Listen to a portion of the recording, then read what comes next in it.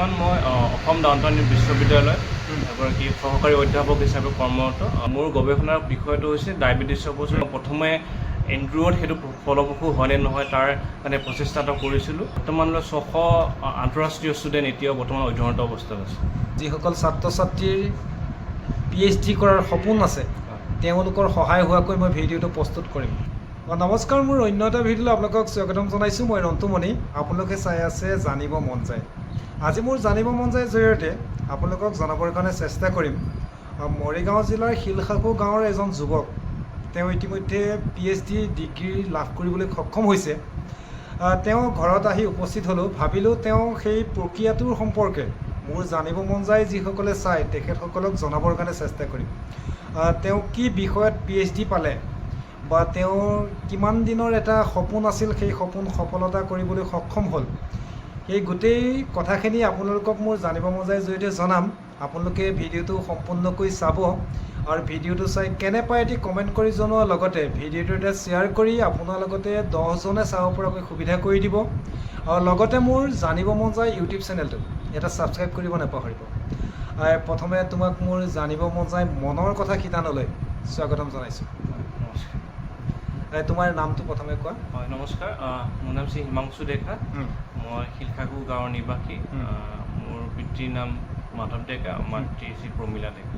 লগতে মই জানিব মন যায় ধন্যবাদ জনাইছোঁ তেখেতে আহি মোক আমাৰ ঘৰলৈ আহি মোক সাক্ষাৎকাৰ লোৱাৰ বাবে, মোৰ অনুভৱখিনি ব্যক্ত কৰিব সুবিধাপন দিয়াৰ বাবে মই তেখেতক ধন্যবাদ জনাইছোঁ। আৰু তেখেতৰ যোগেদিয়ে মই মোৰ ডিগ্ৰীটো বা মোৰ যোনটো ডিগ্ৰীটো মই অৰ্জন কৰিলোঁ, বাকী লোকসকলেও যাতে তাৰ বিষয়ে সম্যক জ্ঞান লাভ কৰে সেই বিষয়ে মই অকণমান জনাবলৈ পাই সুখী হৈছোঁ। ধন্যবাদ। আচ্ছা, তোমাৰ PhD কথা পতাৰ আগতেই তুমি বৰ্তমান কি কৰি আছা সেই সম্পৰ্কে জানি লওঁ। তাৰপিছতে মই তোমাৰ PhD কেনেকৈ মানে প্ৰক্ৰিয়াটো আৰম্ভ কৰিলা সেই সম্পৰ্কে জানিব বিচাৰিম। এতিয়া তুমি কি কৰি আছা? হয়, বৰ্তমান মই অসম ডাউনটাউন বিশ্ববিদ্যালয় এগৰাকী সহকাৰী অধ্যাপক হিচাপে কৰ্মৰত। মোৰ বিভাগটো হৈছে ফাৰ্মাচিউটিকেল ছায়েন্স। সাধাৰণ ভাষাত ক'ব গ'লে ফাৰ্মাচী বিভাগ। চ' ফাৰ্মাচী বিভাগত মই আপোনাৰ 2019 চনতে জইন কৰিলোঁ। 19 চনত জইন কৰাৰ পাছত 2021 চনত মই অসম ডাউনটাউন বিশ্ববিদ্যালয়তে PhDত এনৰোল কৰিছিলোঁ, PhD এডমিশ্যন লৈছিলোঁ। তাৰপৰা মোৰ 2022 চনত PhD ৰেজিষ্ট্ৰেশ্যনটো কমপ্লিট হ'ল। চ' 22ৰ পৰা মই 26লৈ কামটো কৰি যিমানখিনি আপোনাৰ গৱেষণা ৰিলেটেড কামখিনি কৰিলোঁ, কামখিনি কৰি 2026ৰ আপোনাৰ আগষ্ট মাহত মই ডিগ্ৰীটো অৰ্জন কৰোঁ। ডিগ্ৰী অৰ্জন কৰিবলৈ সক্ষম হৈছা? হয়। আচ্ছা, এই প্ৰক্ৰিয়াটো সম্পৰ্কে জানিব বিচাৰিম। প্ৰথমে তোমাৰ ছাবজেক্টটো কি আছিলে PhD? PhDটো মোৰতো এনে বিভাগটো হৈছে ফাৰ্মাচিউটিকেল ছায়েন্স। মোৰ বিশেষ টপিকটো হৈছে আপোনাৰ হয় এটা আপোনাৰ এটা ডেভেলপমেণ্ট অফ এ ফৰ্মুলেশ্যন এটা প্ৰিপেয়াৰ কৰাৰ কাৰণে, য'ত মই আপোনাৰ যোনটো নৰ্মেলি এলিয়াম চেপা আৰু এলিয়াম চেটাইভাম বুলি কয়, আদা আৰু আপোনাৰ নহৰু আৰু পিঁয়াজ। চ' নহৰু আৰু পিঁয়াজৰ পৰা আপোনাৰ পলিচেকাৰাইড বুলি এটা তাতে পোৱা যায়। পলিচেকাৰাইড যোনটো তাৰমানে আপোনাৰ complex carbohydrate molecule. Complex carbohydrate মলিকিউলটো মই এক্সট্ৰাক্ট কৰি বা তাৰ পৰা আপোনাৰ এক্সট্ৰাক্ট মই উলিয়াই পেলাই তাৰ পৰা সেইটো আপোনাৰ ডায়েবেটিছৰ ওপৰত কেনেকুৱা নিচিনা এফেক্ট কৰে। আৰু যোনটো আপোনাৰ মেটফৰ্মিন আছে, আমাৰ মেটফৰ্মিন সকলোৱে জানে, মেটফৰ্মিন এটা well known anti diabetic drug. So' সেই মেটফৰ্মিনৰ লগত মোৰ যোনটো এক্সট্ৰাক্ট কৰা পলিচেকাৰাইড পিঁয়াজৰ পৰা আৰু নহৰুৰ পৰা যোনটো এক্সট্ৰাক্ট কৰিলোঁ, সেই দুটাৰ কম্বিনেশ্যন কৰিলে আপোনাৰ ডায়েবেটিছৰ ওপৰত বা কেনেকুৱা নিচিনা ফলপ্ৰসূ বা কেনেকুৱা নিচিনা উপকৃত হ'ব পাৰে। চ' তাৰ ওপৰত মই গৱেষণাটো কৰিছিলোঁ। গৱেষণাটো আপোনাৰ এতিয়ালৈকে আপোনাৰ প্ৰি ক্লিনিকেলৰ ষ্টেজতে আছে, কাৰণ এইটো মই প্ৰথমতে কৰিব লাগিব যোনখিনি ইনভিট্ৰ' এনালাইচিছ বা যোনখিনি লেবৰেটৰী স্কেন এনালাইচিছখিনি কৰিলোঁ। তাৰ পৰা মই এনিমেল মডেলত কৰিছিলোঁ, বিশেষকৈ ৰেট মডেলত কৰিছিলোঁ, এনড্ৰুৰৰ যোনটো কৰিব, বিকজ মানুহক কৰিবলৈ অকণমান প্ৰক্ৰিয়াটো অকণ দীঘলীয়া। ত' সেইকাৰণে মই প্ৰথমে এনড্ৰুৰত সেইটো ফলপ্ৰসূ হয়নে নহয় তাৰ কাৰণে প্ৰচেষ্টা এটা কৰিছিলোঁ। আৰু সেই প্ৰচেষ্টাখিনিয়ে মোৰ থেচিছখনত কি বুলি কয় থেচিছ তাতে মেনশ্যন কৰা হৈছে গোটেই থেচিছখনতে। এইটো কিমান দিনৰ প্ৰক্ৰিয়া তোমাৰ এইটো এই নিগনিৰ ওপৰত বা এনড্ৰুৰৰ ওপৰত যিটো মানে তুমি ইউজ কৰিলা, হয়, এইটো কিমান দিনমান লাগে বা কেনেধৰণৰ ব্যৱহাৰ কৰা হয়, নিগনিটো বা এন্দুৰটো কেনে পৰ্যায়ত ৰখা হয় বা কিমান দিনৰ পাছত এই প্ৰক্ৰিয়াটোৰ সম্পৰ্কে কিবা এটা ৰিজাল্ট পাইছিলা? বিশেষকৈ যোনটো মোৰ গৱেষণাৰ বিষয়টো হৈছে ডায়েবেটিছৰ ওপৰত। এন্দুৰখিনি আনি পেলাই এন্দুৰখিনি আনি আপোনাৰ এটা ইউনিভাৰ্চিটি ডেজিগনেটেড এটা এনিমেল হাউচ থাকে। চ' এনিমেল হাউচত আপোনাৰ এটা এপ্ৰপ্ৰিয়েট টেম্পাৰেচাৰ বিশেষকৈ 37 ডিগ্ৰী চেণ্টিগ্ৰেডত ৰাখিব লাগিব আৰু ডে নাইট মানে আপোনাৰ 12 ঘণ্টা দিনৰ আৰু 12 ঘণ্টা এন্ধাৰ, সেই চাইকেল দুটা মেইনটেইন কৰি প্ৰথম এন্দুৰকেইটা বা নিগনিকেইটা, মই এন্দুৰ ইউজ কৰিছিলোঁ। চ' এন্দুৰকেইটা আপোনাৰ অকণমান সিহঁতে এক্লেমেটাইজেশ্যন হয় যাতে পৰিৱেশৰ লগত মিলিব পাৰে। চ' সেইখিনি প্ৰথম কৰি লোৱা যায়। তাৰ পৰা আপোনাৰ এটা ষ্টাডি পিৰিয়ড থাকে। বিশেষকৈ মই যোনটো ষ্টাডি পিৰিয়ড লৈছোঁ সেইটো হৈছে 28 ডেইজ। চ' 28 ডেইজত মই ডেইলি আপোনাৰ যোনটো মোৰ পলিচেকেটটো য'ৰ পৰা কালেক্ট কৰিলোঁ, যোনটো কমপ্লেক্স কাৰ্বহাইড্ৰেট মলিকুলটো কালেক্ট কৰিলোঁ, চ' সেইটো ডেইলি ড'জিংটো দিয়া গৈছিল এনিমেলটোক, পলিচেকেট আৰু মেটফৰ্মিন। চ' দুইটাৰ একেলগে ড'জিংটো দিয়া গৈছিলে। তাতে সেই ড'জিংটো দিলে মই যোনটো পলিচেকেটটো ল'লে মেটফৰ্মিনৰ যোনটো অলৰেডি এফেক্টটো আছে এণ্টি ডায়েবেটিছৰ, সেই ডায়েবেটিকৰ এফেক্টটো আৰু ভাল হয় নে নহয় সেইটো চাবৰ কাৰণে মই ট্ৰাই কৰিছিলোঁ। চ' তাৰ কাৰণে বিশেষকৈ চবেই জানেই চাগে আপোনাৰ ডায়েবেটিছৰ ক্ষেত্ৰত এতিয়া ফাষ্টিং ব্লাড গ্লুক'জ লেভেল, যোনটো ৰাতিপুৱাই যিটো গ্লুক'জ লেভেল চেক কৰিব লাগে, চ' সেইটো মই চেক কৰি আছিলোঁ। চ' বিশেষকৈ ষ্টাডি পিৰিয়ডটো আপোনাৰ 28 দিনৰ আছিলে। চ' 28 দিনৰ প্ৰতি সপ্তাহৰ অন্তৰালে মই বডি ৱেইটটো চেক কৰিব লাগে আৰু fasting blood glucose level check কৰিব লাগে। আৰু শেষত গৈ আপোনাৰ এন্দুৰটো এটা প্ৰক্ৰিয়া আছে, এন্দুৰটো এনাষ্টেচাইজ কৰি পেলাই এন্দুৰটো তাৰমানে আপোনাৰ চাৰ্ভিকেল ডিছল'কেশ্যন বুলি প্ৰচেছ এটা আছে, তাৰ যোগেদি এন্দুৰটো আপোনাৰ মাৰা হয় মানে ছেক্ৰিফাইচ কৰা হয়, মৰা হয় বুলি ক'লে ভুল হ'ব। চ' ছেক্ৰিফাইচ কৰাৰ পিছত তাৰ ব্লাডটো কালেক্ট কৰি সেই ব্লাডটোৰ এনালাইচিছ কৰা যায়, যাতে এনে ডায়েবেটিছ হ'লে কিছুমান লিভাৰৰ প্ৰব্লেমো দেখা দিয়ে। চ' লিভাৰত এই কেনেকুৱা নিচিনা প্ৰব্লেম দেখা দিছে তাৰো অকণমান এক্সপেৰিমেণ্ট কৰা গৈছিলে, বায়'কেমিকেল এনালাইচিছ কৰা গৈছিলে। আৰু যোনটো আপোনাৰ এন্দুৰৰ যোনটো লিভাৰ বা এন্দুৰৰ যোনটো পেনক্ৰিয়াছ, চ' সেই পেনক্ৰিয়াছকেইটা কালেক্ট কৰিও তাৰ হিষ্ট'পেথলজিকেল এক্সামিনেশ্যনো কৰা গৈছিল। চ' সেই গোটেই প্ৰক্ৰিয়াটো আপোনাৰ কৰিব গ'লে 2 মাহৰ সময় লাগিছিল মোক। সেইখিনি তাৰপিছত মই সেই বস্তুখিনি লৈ পেলাই আপোনাৰ যোনটো এটা যোনখিনি পলিচেকেটটো পালোঁ আৰু মেটফৰ্মিনটো অলৰেডি আছে, চ' সেইকেইটা লৈ পেলাই মই টেবলেট ফৰ্মুলেশ্যন এটা বনাইছিলোঁ। এই টেবলেট ফৰ্মুলেশ্যনত বাকী জেনেৰেল ফাৰ্মাচিউটিকেল ইভালুৱেশ্যনখিনি কৰা গৈছিল। আচ্ছা, এই তোমাৰ PhD এতিয়া সফলতা বুলি ক'ব লাগিব, হয় নহয়? তোমাৰ কৰ্মজীৱনৰ এটা সফলতা উপাধি পাইছা PhD। তোমাৰ এইটো সপোন আছিল কিমান দিনৰ মনত? সকলোৱে কিবা এটা কৰি থাকিলে আৰু কিবা এটা ছাকচেছ হোৱাৰ এটা সপোন মনত সকলোৱে পুহি ৰাখে। এই সপোনটো তোমাৰ মনত কেতিয়াৰ পৰা আছিল যে মই PhD কৰিম বা মই জীৱনত এটা সফল হ'ব লাগিব, এনেকুৱা এটা মনৰ হেঁপাহ বা সপোন এই কেতিয়াৰ পৰা আছিল তোমাৰ মনত? হয়, মই 2012 চনত হায়াৰ ছেকেণ্ডেৰী পৰীক্ষা পাছ কৰাৰ পাছত মই Girijananda Chowdhury Institute of Pharmaceutical ছায়েন্সত B.Pharm-ত জইন কৰিছিলোঁ। তাৰ পৰা 16ত পাছ কৰাৰ পাছত তাৰ পৰা আকৌ M.Pharm-ৰ কাৰণে মই এনৰোল কৰিলোঁ। চ' M.Pharm-ত পঢ়াৰ সময়তে তেতিয়া মই বাকী যিমানবিলাক ৰিচাৰ্চৰ বিষয় বা গৱেষণাৰ যোন ফাৰ্মাচী ফিল্ডৰ লগত যিমানখিনি গৱেষণা, সেই বিষয়ে অকণমান মই তেতিয়া আইডিয়াটো কৰিব পাৰিছিলোঁ। চ' সেই আইডিয়াটো প্ৰথম B.Pharm কৰি থওঁতে ইমান আইডিয়া নাছিলোঁ বাৰু। তাৰপৰা যেতিয়া মাষ্টাৰ ডিগ্ৰী হ'ল বা শিক্ষকসকলৰ অধ্যাপকসকলে মোক বহুতখিনি সহায় কৰিছিল। ত' তেখেতসকলৰে অনুপ্ৰেৰণাতেই মই পিছলৈ গৈ আপোনাৰ যোনটো ৰিচাৰ্চৰ ক্ষেত্ৰত অকণমান কাম কৰিবলৈ বিচাৰিছিলোঁ। তাৰপৰা সেই আপোনাৰ 2018 চনত মই মাষ্টাৰ ডিগ্ৰী কমপ্লিট কৰিলোঁ। 18 চনত কমপ্লিট কৰাৰ পাছত মই আপোনাৰ 2019 চনত অসম ডাউনটাউন বিশ্ববিদ্যালয়ত সহকাৰী অধ্যাপক হিচাপে নিযুক্তি পত্ৰ লাভ কৰোঁ। চ' সেই সুবিধাকণ মই পোৱাৰ পাছত তেতিয়া ক'ভিডৰ অকণমান প্ৰভাৱটো পৰিলে। চ' সেই ক'ভিডৰ প্ৰভাৱ পৰাৰ কাৰণে মই বাৰু 2020-21ত কামখিনি কৰিছিলোঁ যদি ইমান ভালকৈ কৰিব পৰা হোৱা নাছিলোঁ। চ' 2021ৰ পৰা মই PhD এডমিশ্যনটো ল'লোঁ আৰু তেতিয়াৰ পৰাই মই এই কামখিনি লৈ পেলাই আগবাঢ়ি আছিলোঁ। আপোনাৰ 21ৰ পৰা কৰি 2026লৈ মোৰ 5 বছৰৰ বহুতখিনি ঘাট প্ৰতিঘাত বাৰু বহুতখিনি ইছ্যু আহিল আৰু বাকী এই চববিলাক পাৰ কৰি মোৰ ছুপাৰভাইজাৰ ডক্টৰ অনন্ত চৌধুৰী ছাৰ, মোৰ বাকী কলিগখিনি ক'ব পাৰি, মোৰ বন্ধু বাৰ্গ পৰিয়াল সকলোৱে মোক সহায় কৰিলে গোটেই যাত্ৰাটো মোক কমপ্লিট কৰাৰ কাৰণে। আৰু তেখেতসকলৰ অনুপ্ৰেৰণা, মা দেউতাৰ আশীৰ্বাদ আৰু গোটেই বাকী পৰিয়ালৰ সকলোৰে আশীৰ্বাদ মৰম আৰু তেখেতসকলৰ অনুপ্ৰেৰণা পায়েই মই ডিগ্ৰীটো সম্পূৰ্ণ কৰিবলৈ সক্ষম হৈছা। মই এই কথাটো সুধিম বুলি ভাবিছিলোঁ, তুমি কৈ দিলা, ভালেই হ'ল। সকলোৱে আগবাঢ়ি যোৱাৰ ক্ষেত্ৰত, প্ৰত্যেকজন ব্যক্তিয়ে আগবাঢ়ি যোৱাৰ ক্ষেত্ৰত সহায় সহযোগিতা, আন্তৰিকতা বা সাহস, প্ৰেৰণা প্ৰয়োজন, হয়নে? কাৰোবাৰ নহয় কাৰোবাৰ সাহস বা প্ৰেৰণা, উৎসাহ প্ৰয়োজন। সেইখনে এখন শক্তি, হয় নহয়? তেনেকুৱা ধৰণৰ তোমাৰ পৰিয়ালৰ পৰা ধৰি তোমাৰ শিক্ষাগুৰুসকলৰ পৰা সকলোৱে সাহস বা প্ৰেৰণা পাই তুমি আজি সফল হ'বলৈ সক্ষম হৈছা। চাই থাকিব মোৰ জানিব মন যায়, জৰিয়তে এই যুৱকজনৰ জৰিয়তে আপোনালোকক জনাবৰ কাৰণে চেষ্টা কৰিম PhD ডিগ্ৰী এটা লাভ কৰিবলৈ কেনেধৰণৰ প্ৰক্ৰিয়াৰে আগবাঢ়ি যাব পাৰি সেই সম্পৰ্কে। ভৱিষ্যত যি প্ৰজন্মৰ কোনো ছাত্ৰ ছাত্ৰীয়ে PhD ক্ষেত্ৰত আগবাঢ়িবৰ কাৰণে এই ভিডিঅ'টোৱে সহায় হোৱাকৈ মই ভিডিঅ'টো প্ৰস্তুত কৰিম। তেওঁৰ পৰা কেনেধৰণৰ কথা জানিলে আকৌ কোনো নতুন ছাত্ৰ ছাত্ৰীয়ে আগবাঢ়ি যাব পাৰিব, PhD এডমিশ্যন লোৱাৰ সুবিধা হ'ব, এই কথাখিনি মই জনাবৰ কাৰণে তেওঁৰ ওচৰলৈ আহিছোঁ।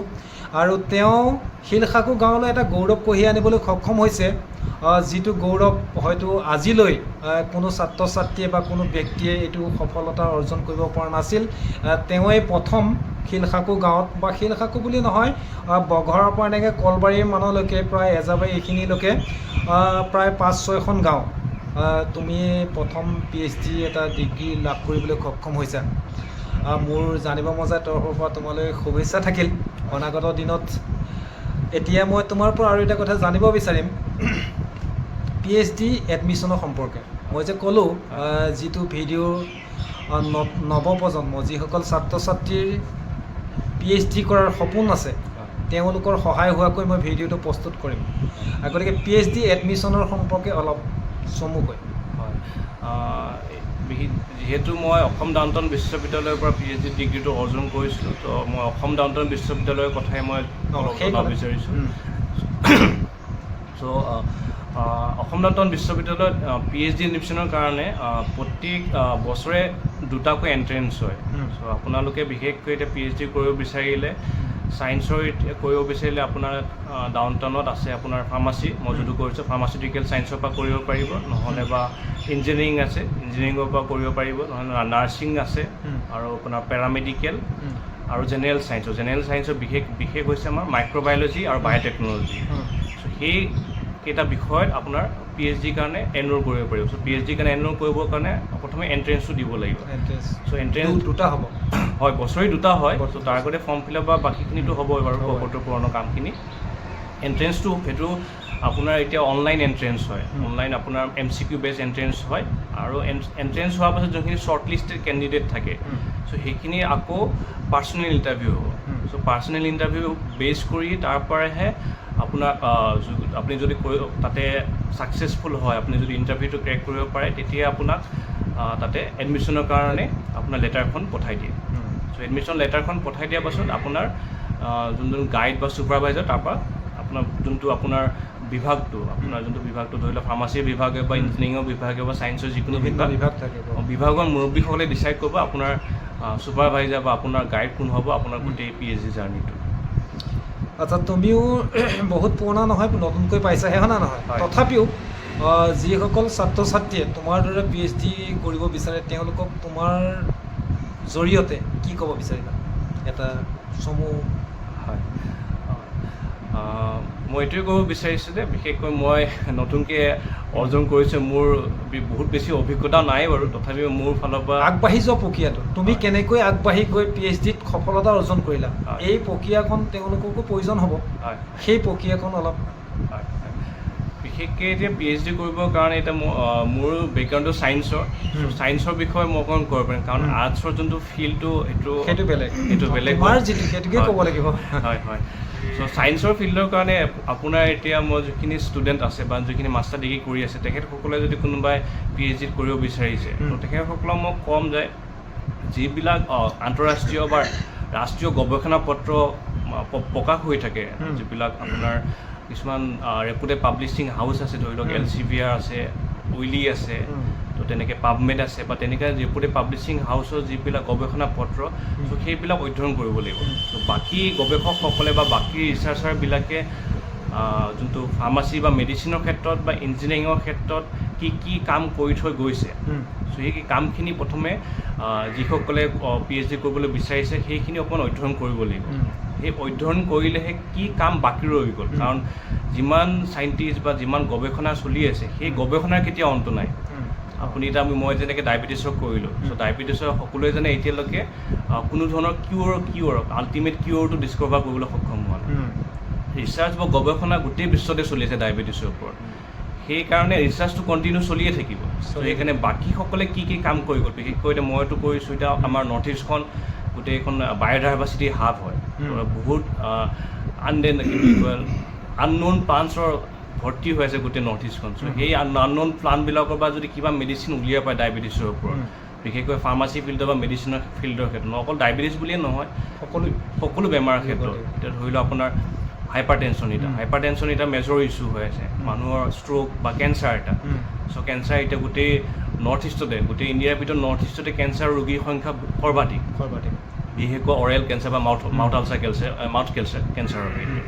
চ' সেই নৰ্থ ইষ্টৰ যিমানখিনি প্লাণ্ট স্পেচিছ আছে বা যিমানখিনি আপোনাৰ গছ বনৰ পৰা যিখিনি মেডিচিন আছে, চ' মেডিচিনখিনি আপোনাৰ আজু ককা বা বহুত আমাৰ তাহানিৰ যুগৰ পৰা মানুহে ইউজ কৰিয়ে আহিছে, কিন্তু সেইখিনি আপোনাৰ বৈজ্ঞানিক পদ্ধতিৰে বা চাইণ্টিফিকেলি প্ৰুভ কৰিবলৈ আপুনি গৱেষণা পত্ৰ বা PhD ডিগ্ৰীটো এটা আপোনাৰ অৰিহণা যোগাব পাৰে, যে সমাজৰ প্ৰতি যে আমি আমাৰ যিখিনি প্লাণ্ট স্পেচিছ আছে বা যিখিনি গছ গছনি বা তাৰ পৰা যিখিনি মেডিচিন এইখিনি আমি বিশ্বৰ দৰবাৰলৈ নিব পাৰিম নোৱাৰিম। বনৌষধি বুলি ক'ব পাৰি, বনৌষধি সেইখিনি অলৰেডি মানুহে ইউজ কৰি আছে, কিন্তু সেইখিনি আপুনি চাইণ্টিফিকেলি প্ৰুভ কৰিব পৰা ৱেটো দিব আপোনাৰ এটা PhD বা PhD গৱেষণাৰ জৰিয়তে। চ' তাৰ কাৰণে অকল অসম ডাউনটাউন বিশ্ববিদ্যালয় নহয়, বাকী বহুতো বিশ্ববিদ্যালয় আছে কিছুমান এতিয়া আপোনাৰ গৱেষণা কৰিবৰ কাৰণে PhD গৱেষণা কৰিবৰ কাৰণে আপোনাৰ ডিপাৰ্টমেণ্ট অফ বায়'টেকনলজি বা department of science and technology বা ICMR তেখেতসকলে আপোনাক গ্ৰাণ্ট দিয়ে। নৰ্থ ইষ্টৰ বিশেষকৈ প্লাণ্টৰ ওপৰত আপোনাৰ কাম কৰিলে, গৱেষণা কৰিলে ডিপাৰ্টমেণ্ট অফ আপোনাৰ বায়'টেকনলজি বা department of science and technology, so' সেই গভৰ্ণমেণ্ট এজেঞ্চিবিলাক আপোনাক ভালেখিনি ফাণ্ড দিয়ে। চ' সেই ফাণ্ডৰখিনি ইউটিলাইজ কৰি আপোনাৰ গৱেষণাটো আগবঢ়াই নিয়াত ভালেখিনি সফল হ'ব। সেইকাৰণে মই যিখিনিয়ে কৰিবলৈ ইচ্ছুক PhD বা গৱেষণাৰ দিশত যিসকলে আগবাঢ়িব বিচাৰে, তেখেতসকলে আগৰ যিমানখিনি গৱেষণা পত্ৰ পাব্লিছ হৈ আছে বা প্ৰকাশ হৈ আছে সেইবিলাকক অকণমান ভালকৈ অধ্যয়ন কৰি কি বিষয়ত এতিয়াও গেপ আছে, কি বিষয়ত এতিয়াও কামটো কৰিব পৰা হোৱা নাই, চ' সেই বিষয়ত অকণ আগবাঢ়িলে তেখেতসকলে নতুন বা টপিক ল'ব পাৰিব, নতুন মেডিচিন বা নতুন পদ্ধতি আৱিষ্কাৰ কৰিব পাৰিব, ডিছকভাৰ কৰিব পাৰিব, যিবিলাক আপোনাৰ নতুন বেমাৰ, বিশেষকৈ যিবিলাক আমাৰ ডেভেলপিং কাণ্ট্ৰি লাইক ইণ্ডিয়াত হৈ আছে। ডায়েবেটিছটো এতিয়া আপোনাৰ ক'ব গ'লে মোৰ দেন 10%, আপোনাৰ এৰাউণ্ড 10.5% মানুহ ইণ্ডিয়াৰ ডায়েবেটিছ হৈ আছে। চ' সেই প্ৰব্লেমবিলাক এতিয়া আপোনাৰ যোনখিনি ড্ৰাগছ আছে, মেটফৰ্মিন বা বাকী ড্ৰাগছখিনি, সেইখিনি খাব পাৰে, কিন্তু সেইখিনি বহুত ছাইড ইফেক্ট আছে। আপোনালোকে জানেই চাগে, বহুত আপোনালোকৰ যিখিনি মাষ্টাৰ ডিগ্ৰী কৰি আছে বা ছায়েন্সৰ বা মেডিচিনৰ ৰিলেটেড, তেখেতসকলে গম পাব যে এই মেডিচিনবিলাক খালে ছাইড ইফেক্টটো হ'ব। আপোনাৰ বেছিকৈ মেটফৰ্মিনটো খালে যদি বহুত বেছি দিনলৈকে মেটফৰ্মিন খাই থকা যায়, তেতিয়া লিভাৰ ফেইলিয়াৰ বা কিডনি ফেইলিয়াৰ যেতিয়াও প্ৰব্লেমৰ হ'ব পাৰিব। চ' সেইকাৰণে এই চিনথেটিক মেডিচিনবিলাকক খাই থকাতকৈ আমাৰ যিবিলাক নেচাৰেলি গছ গছনি বা আমাৰ যিবিলাক নেচাৰেলি পোৱা যায় নৰ্থ ইষ্টত বিশেষকৈ, চ' সেই তাৰ পৰা মেডিচিনটো যদি বা আহৰণ কৰিব পৰা যায়, সেইটো আহৰণ কৰাৰ পাছত সেইটো যদি মানৱ জাতিৰ বা আপোনাৰ বিশেষকৈ ডায়েবেটিছৰ ট্ৰিটমেণ্ট বা কণ্ট্ৰলৰ কাৰণে ব্যৱহাৰ কৰিব পৰা যায়, সেইটো আমাৰ মানৱ জাতিৰ কাৰণে ফলপ্ৰসূ হ'ব। চ' সেই বিষয়ত আগবাঢ়িবলৈ মই যিবিলাকে ইচ্ছা কৰিছে তেখেতসকলক মই অনুৰোধ জনাম। আচ্ছা, তোমাৰ ডাউনটাউন ইউনিভাৰ্চিটিত কিমান দূৰ দূৰণিৰ ছাত্ৰ ছাত্ৰী থাকে? নৰ্থ ইষ্টৰ আৰু বাহিৰৰ থাকে? হয়, এতিয়া মই গোটেই ইউনিভাৰ্চিটি ক'ব গ'লে ডাউনটাউন বিশ্ববিদ্যালয় আপোনাৰ বৰ্তমান 10,000 ওপৰত ছাত্ৰ ছাত্ৰী আছে। চ' 10,000 সেই ছাত্ৰ ছাত্ৰীখিনি নৰ্থ ইষ্টৰ গোটেই ৰাজ্যকেইখনৰ ছাত্ৰ ছাত্ৰীৰ উপৰিও ভাৰতৰ বিভিন্ন ৰাজ্য, যাতে বিহাৰ, উত্তৰ প্ৰদেশ আৰু বিশেষকৈ ছাউথ ইণ্ডিয়াৰ পৰাও, তেলেংগানাৰ পৰাও আহি আমাৰ অসম ডাউনটাউন বিশ্ববিদ্যালয় অধ্যয়ন কৰি আছে। তাৰ উপৰিও আমাৰ আন্তঃৰাষ্ট্ৰীয় ষ্টুডেণ্টো আছে। আন্তঃৰাষ্ট্ৰীয় ষ্টুডেণ্ট বিশেষকৈ আপোনাৰ ভূটানৰ পৰা আছে, আপোনাৰ নেপালৰ পৰা আছে, আপোনাৰ বাংলাদেশ আৰু আফ্ৰিকাৰ পৰাও আপোনাৰ নামিবিয়া, তানজানিয়া, জিম্বাবৱে। হয়, তেখেতসকলৰ পৰা ভালেখিনি ষ্টুডেণ্ট আমাৰ ইয়াৰ পৰা অধ্যয়ন কৰি আছে আৰু এইবাৰ আপোনাৰ 91 জনে গ্ৰেজুৱেট হৈছে 91 জন আপোনাৰ আন্তঃৰাষ্ট্ৰীয় ষ্টুডেণ্ট অসম ডাউনটাউন বিশ্ববিদ্যালয়ৰ পৰা গ্ৰেজুৱেট হৈছে আৰু বাকী বৰ্তমানলৈ 600 আন্তঃৰাষ্ট্ৰীয় ষ্টুডেণ্ট এতিয়াও বৰ্তমান অধ্যয়নৰত অৱস্থাত আছে। মোৰ জানিব মন যায় জৰিয়তে তোমাৰ PhDৰ লগতে তোমাৰ জীৱনৰ কিছু কথা জনাবৰ কাৰণে চেষ্টা কৰিলোঁ। সকলোৱে কিবা এটা কৰি থকাৰ সময়ত আৰু কিবা এটা কৰাৰ হেঁপাহ বা সপোন থাকে। ভৱিষ্যত পৰিকল্পনা বুলি ক'লে তোমাৰ কেনেকুৱা কি আছে মনত? হয়, বিশেষকৈ মই আপোনাৰ দৰ্শকসকলক জনালোৱে যে মই ডায়েবেটিছৰ ওপৰত কামটো কৰি আছিলোঁ। সেই কামখিনিকে মই আকৌ পৰৱৰ্তী পৰ্যায়লৈ আগবঢ়াই নিবলৈ মই কাম কৰিম আৰু বিশেষকৈ এতিয়া বৰ্তমান মই কামটো কৰিছিলোঁ আপোনাৰ পিঁয়াজ আৰু নহৰুৰ ওপৰত। চ' তাৰ বাহিৰেও যিমানখিনি মেডিচিন প্লাণ্টছ আছে নৰ্থ ইষ্টত, সেই নৰ্থ ইষ্টৰ মেডিচিন প্লাণ্টবিলাকো ডায়েবেটিছৰ ওপৰত কেনেকুৱা নিচিনা ইফেক্ট পোৱা যাব সেইখিনি এক্সপ্ল'ৰ কৰিবৰ কাৰণে মই পৰৱৰ্তী পৰ্যায়ত মোৰ গৱেষণাখিনি আগবঢ়াই নিবলৈ চেষ্টা কৰিম। মোৰ জানিব মন যায় তোৰ পৰা তোমালৈ শুভেচ্ছা থাকিল। তোমাৰ ভৱিষ্যত যেনেকুৱা যি সপোন বা মনৰ যি হেঁপাহ আছে আৰু যিহেতু এন্দুৰ বা নিগনিৰ ওপৰতে গৱেষণাটো কৰা হৈছে, সেই গৱেষণাৰ সফলতাৰ যিটো পৰীক্ষা কৰা হৈছে সেই পৰীক্ষাৰ সফলতাৰ পাছততো সেই মেডিচিনটো হয় নহয়, সেই মেডিচিনটো মানুহৰ ক্ষেত্ৰতে ব্যৱহাৰ কৰিব লাগিব। সেই দিনটো তোমাৰ জীৱনলৈ আহক তাৰো শুভকামনা জ্ঞাপন কৰিছোঁ। যিহেতু তুমি এতিয়া গৱেষণা কৰিছা এটা নিগনি বা এন্দুৰ ওপৰত, তাৰ পৰীক্ষামূলকভাৱে সফল হৈছা, সেই সফলতাটো গৈ পেলাই আকৌ মেডিচিনটো মানুহৰ ক্ষেত্ৰত ব্যৱহাৰ কৰিব পৰাকৈ সফলতা অৰ্জন কৰিবলৈ সক্ষম হোৱা বা মনত আৰু যি হেঁপাহ আছে সেই সফল হওক তাৰে শুভকামনা জ্ঞাপন কৰি আজিলৈ মোৰ জানিব মন যায় মনৰ কথা শিতানত তোমাৰ যিখিনি কথা জনালোঁ ইমানতে বিদায় ল'ম। শেষত যিসকলে ভিডিঅ'টো চাব তেখেতসকলক তুমি কি ক'বা? জানিব মন যায় মোৰ আহি সাক্ষাৎকাৰ লোৱাৰ বাবে মই প্ৰথমতে বহুত ধন্যবাদ জ্ঞাপন কৰিছোঁ আৰু লগতে যিসকল দৰ্শকে আপোনাৰ অনুষ্ঠানটো চাই আছে আৰু বিশেষকৈ যিসকল ছাত্ৰ ছাত্ৰীয়ে এই অনুষ্ঠানটো চাই আছে তেখেতসকলক ক'ম যে বৰ্তমান বহুতখিনি গভৰ্ণমেণ্টে বা চৰকাৰে আৰু বাকী প্ৰাইভেট ইউনিভাৰ্চিটিও হওক বা গভৰ্ণমেণ্ট ইউনিভাৰ্চিটিও বহুত ঠাইত PhD কৰাৰ সুবিধাটো দি আছে।